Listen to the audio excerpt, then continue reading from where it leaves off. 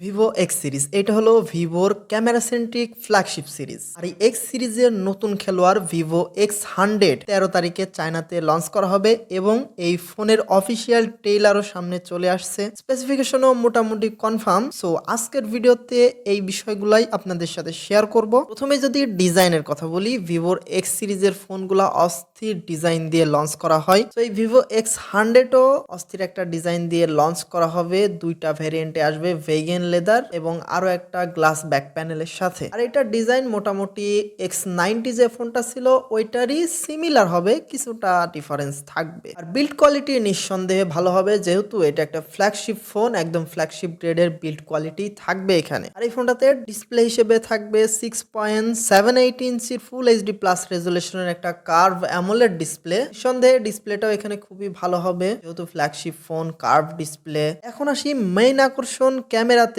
পেছনে থাকবে ভিভোর নিজস্ব ডেভেলপ করা নিউ 6 ন্যানোমিটারের V3 imaging chip, newly upgraded Z lens 1 inch সাইজের 64 মেগাপিক্সেলের অমনিভিশন OV64B এই সেন্সরটা, এবং সামনে 32 মেগাপিক্সেলের সেলফি শুটার থাকবে। প্রসেসর হিসেবে থাকবে মিডিয়াটেকের সদ্য লঞ্চ করা flagship chipset Dimensity 9300 based on third generation 4 nanometre TSMC তৈরি করা, এবং এখানে 22.7 বিলিয়ন ট্রানজিস্টর ইউজ করা হয়েছে। তো ইদানিং মিডিয়াটেক কিন্তু খুবই ভালো কাজ করছে, আর যেহেতু এটা একটা ফ্ল্যাগশিপ চিপসেট, সো এখান থেকে খুবই ভালো মানের একটা পারফরমেন্স পাওয়া যাবে। আর এই ফোনটা out of the box Android 14 এর সাথে লঞ্চ করা হবে। সেই সাথে LPDDR5X এর র্যাম থাকবে, UFS 4.0 স্টোরেজ থাকবে। কালার অপশন হিসেবে টোটাল 4টা কালারে ফোনটা লঞ্চ করা হবে: star tail blue, sunset orange, moonlight white এবং চ্যানি ব্ল্যাক। এবং এই ফোনটাতে ব্যাটারি হিসেবে থাকবে 5400 mAh এর ব্যাটারি এবং 120 ওয়াটের চার্জিং সাপোর্ট। অবশ্যই চার্জারটা বক্সের মধ্যেই দেয়া থাকবে। এখন যদি দামের কথা বলি, ফোনটার বেস ভেরিয়েন্ট